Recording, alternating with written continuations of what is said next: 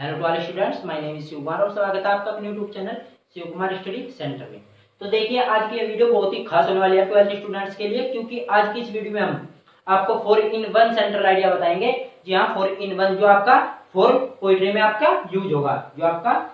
जो आपका UP board का एग्जाम होता है उसमें आपके 5 पोएम का नाम दिया जाता है, जिनमें से किसी एक पर सेंट्रल आइडिया लिखना होता है। देखिए भाई साहब, आपके 6 नंबर का आपका सेंट्रल आइडिया होता है और 3 दिया जाता है, जिनमें 3 में से एक लिखना होता है। और ये 4-in-1 सेंट्रल आइडिया है। आप यकीन मानिए, किसी ना किसी एक आपको जरूर मिलेगा इन जो पोएम में है, जो मैं बोर्ड पर लिखवाऊंगा अभी।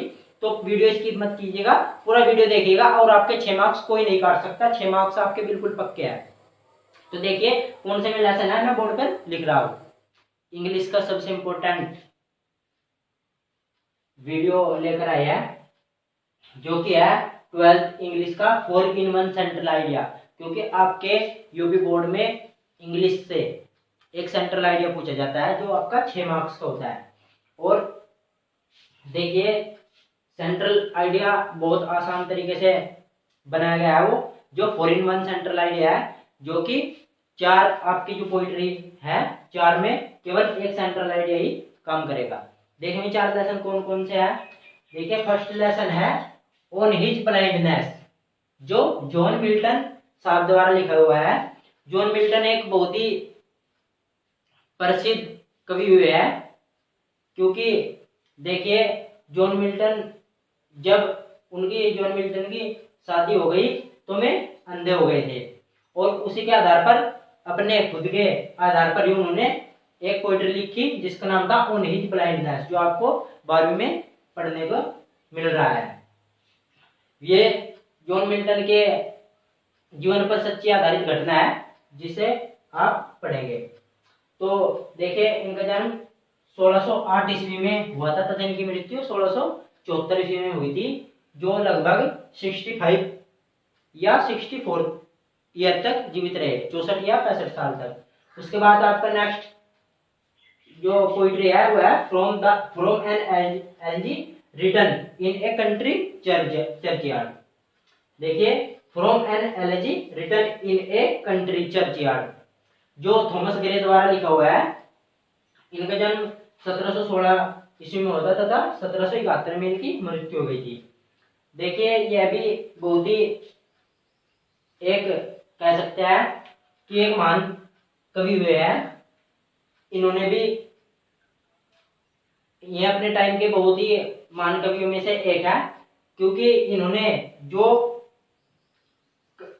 कंट्री का चर्चयार्ड था, उसमें कब्रिस्तान जिसे बोलते हैं, उसमें जब घंटा बजता था तो उसमें ये दूसरे व्यक्तियों को कहते थे कि भाई सबकी मृत्यु नजदीक है, अतः सभी भगवान की प्रार्थना करें। और क्योंकि प्रार्थना ही भगवान के और मनुष्य के बीच की कड़ी है, इन्होंने ऐसा कहा था।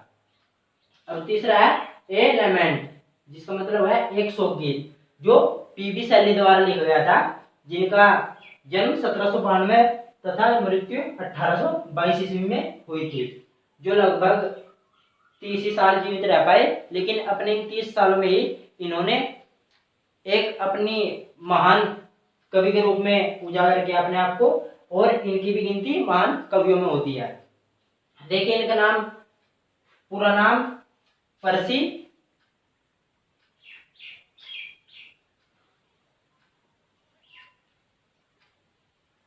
बिश था।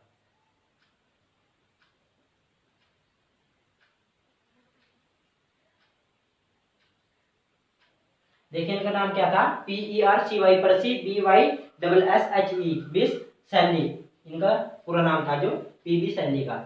अब फोर्थ जो आपका लेसन है या पोइट्री है, वो है from the passing of Arthur.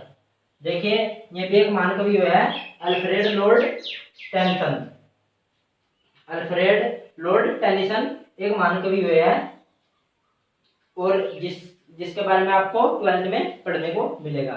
तो देखिए, मैं जो इनका 4-in-1 सेंट्रल आइडिया है, ये जो 4 आपके पोइट्री है, इनका एक ही सेंट्रल आइडिया है। वो सेंट्रल आइडिया किस बात पर आधारित है, वो उसका आधार यह है कि जो ये 4 आपकी पोइट्री है, इनमें किसी न किसी तरह से जो आपका कवि है, पोइट है जो आपका, वो किसी न किसी तरीके से दुखी है और भगवान को इसका पश्चाताप वो अपने आप से करता है और इसी का आधार मानकर 4-in-1 सेंट्रल आइडिया बनाया गया है।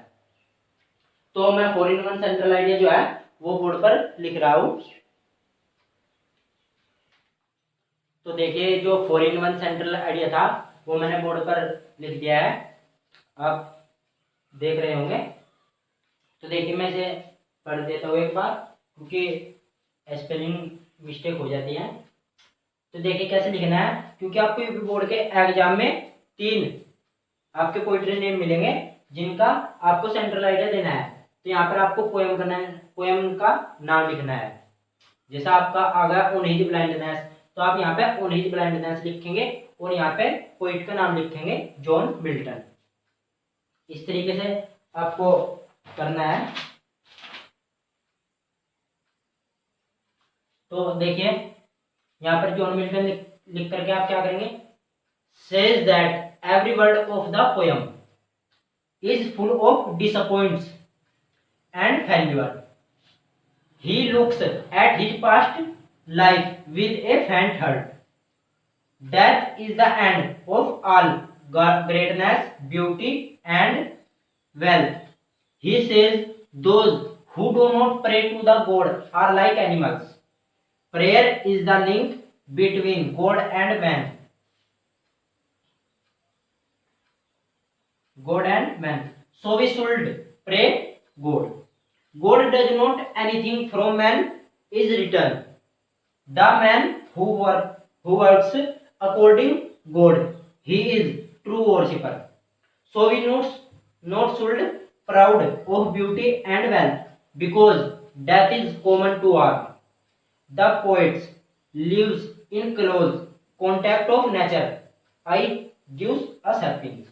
देखिए इसका हिंदी अनुवाद क्या होगा कि कविता में प्रत्येक शब्द निराशा और असफलता से भरा हुआ है। He looks at his past life, वह अपना बीता हुआ कल मुरझाए हुए हृदय से देखता है। फैंट हर्ट का मतलब होता है मुरझाए हुए हृदय से।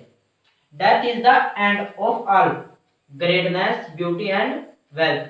जो मृत्यु है वह सभी का अंत है, जैसा महानता, सुंदरता और आपका वेल्थ का वो सभी का अंत है। He says those who do not pray to God, वह कहता है कि जो भगवान की प्रार्थना नहीं करते are like animals, में पशुओं के समान है। Prayer is the link between God and man, जो प्रार्थना है वह भगवान और मनुष्य आदमी मैन के जो मनुष्य है उसके बीच एक लिंक है, एक कड़ी है। So we should pray God, इसलिए हमें भगवान की प्रार्थना करनी चाहिए।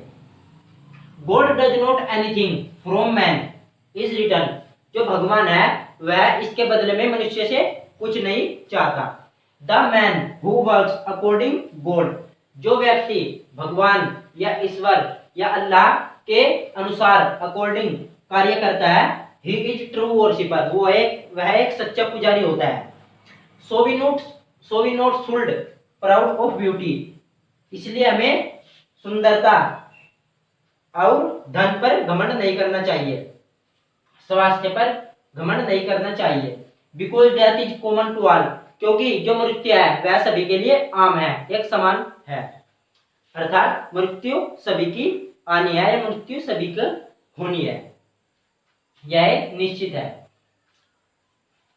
The poet lives in close contact of nature, जो कवि है वह प्रकृति के बहुत ज्यादा संपर्क में रहता है। क्योंकि आई गिव्स अस हैप्पीनेस, क्योंकि वह उसे जो है खुशी प्रदान करती है, वह उसे खुशी प्रदान करती है। तो आई होप जो ये है सेंट्रल आइडिया आपकी अच्छी तरह समझ में आ गया होगा और आप इसे अच्छी तरह से लिख भी सकते हैं, क्योंकि यह बहुत ही इजी तरीके से बना हुआ सेंट्रल आइडिया है और मैं इसकी हिंदी भी लिख दे रहा हूँ। तो फ्रेंड्स देखिए यहाँ पर इसका हिंदी अनुवाद मैंने कर दिया है, सेम हिंदी अनुवाद है। देखिए यदि आपके एग्जाम में आता है ऑन हिज ब्लाइंडनेस, तो मैंने पहले बताया था कि उसके कवि का नाम यहाँ पर लिखेंगे। कवि का नाम क्या है? John Milton. इसका हिंदी अनुवाद क्या है आपको अंग्रेजी में लिखना है। ये हिंदी अनुवाद मैंने आपको समझाने के लिए, क्योंकि जब हिंदी अनुवाद हो जाता है ना तो इंग्लिश, क्योंकि हिंदी जल्दी याद हो जाती है तो हिंदी की इंग्लिश बना देते हैं। देखिए हिंदी में क्या है कि कवि कहता है कि कविता में प्रत्येक शब्द निराशा और असफलता से भरा हुआ है। वह अपना बीता हुआ जीवन मुरझाए हुए हृदय से देखता है। मृत्यु, जो मृत्यु है वह महानता, सुंदरता और धन सभी का अंत है। वह कहता है कि जो भगवान की प्रार्थना नहीं करता वह पशु के समान है।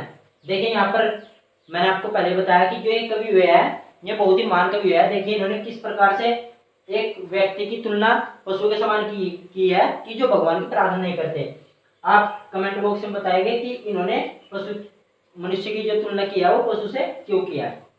देखिए आगे, प्रार्थना भगवान और इंसान के बीच की कड़ी है। जो प्रार्थना है वह इंसान और भगवान के बीच की एक लिंक है, कड़ी है, इसलिए हमें भगवान से प्रार्थना करनी चाहिए। देखिए सॉरी यहाँ पर मिस्टेक हुआ है, प्रार्थना करनी चाहिए। भगवान इसके बदले इंसान से कुछ नहीं चाहता।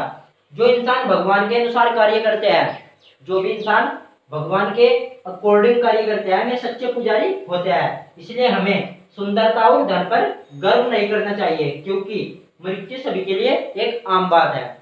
मृत्यु सभी की होनी है जो निश्चित है। कवि प्रकृति के संपर्क में करीब से रहता है, वह उसे खुशी प्रदान करती है। देखिए हमारे YouTube channel Shiv Kumar study centre पर 12th स्टूडेंट्स के लिए वीडियो अपलोड की जा रही है, 12th और 10th के भी। और देखिए आशा करता हूँ कि आज का लेक्चर तो आपकी अच्छी तरह समझ में आ गया होगा, क्योंकि इसका हिंदी अनुवाद भी मैंने करा दिया है और सेंट्रल आइडिया तो आपका पहले ही लिखवा दिया है। तो आप ऐसे ही वीडियोस पाने के लिए हमारे चैनल के साथ बने रहिए। धन्यवाद।